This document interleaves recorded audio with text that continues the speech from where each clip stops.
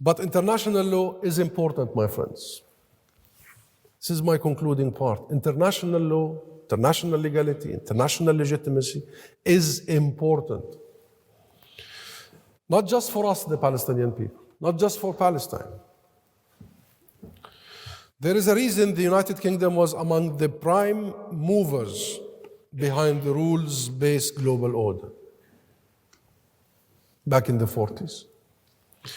It saw, that is the United Kingdom, it saw clearly that absent such order, the horrors of the World War II might happen again.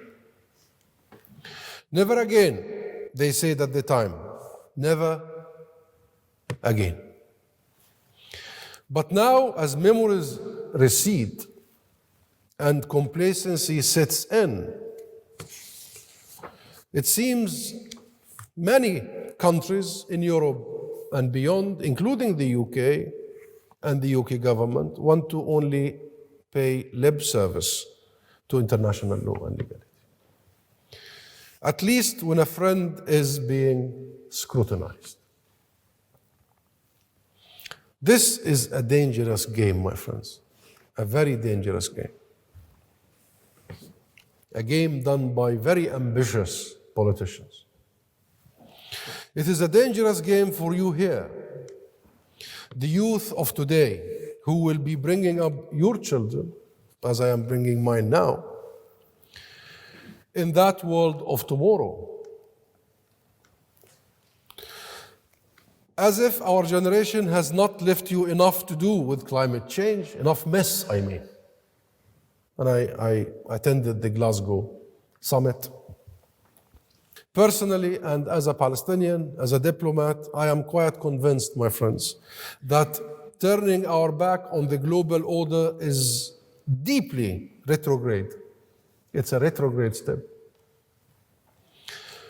It takes us back to a situation in which international relations are once again ordered only by the law of the jungle and the whims of the power. And we have seen that horror movie before. We warn that we have seen that horror movie before. Is that a world you want to live in, my friends? The future leaders of our world? Is that really a world you want to live in? Would you accept that kind of lawlessness in your own country? Why unleash it on the world?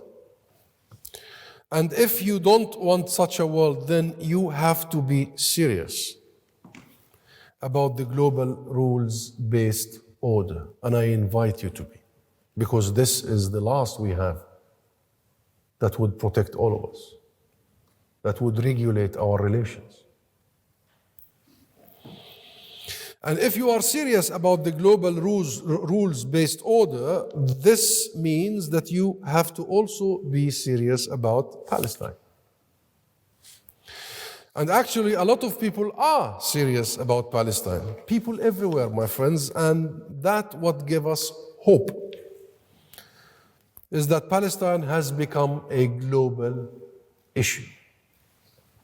Think back to May this year and the demonstrations against Israel's assault on Gaza, and before that, the attempts to evict families from their homes in Jerusalem.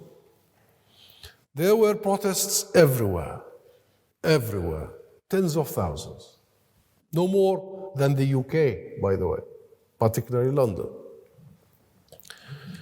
And these demonstrations were primarily attended by and led by youth, you. This really gives us hope, truly gives us hope. If COVID has taught us that viruses do not respect borders, and we have all lived that experience, that awful experience of the last year and a half, viruses do not respect borders. If climate change, my friends, teaches us that we do not exist on this planet in isolation, that's the lesson. It teaches us a very clear lesson. We do not live in isolation. We cannot simply close that room and say we are protected. Let Palestine also teach us all of us, that an injustice anywhere is an injustice everywhere. That is the key lesson.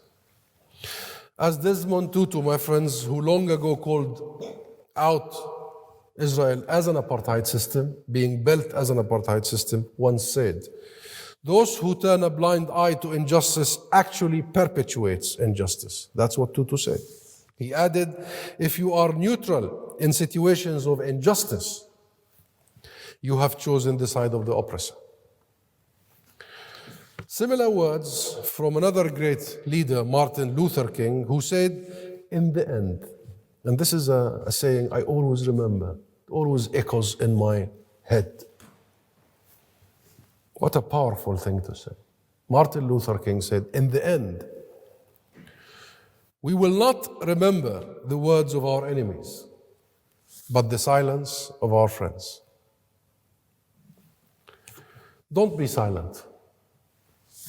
Don't turn a blind eye. For the sake of Palestine, for the sake of the region and your world, and for the future, your future, our shared future. Thank you very much.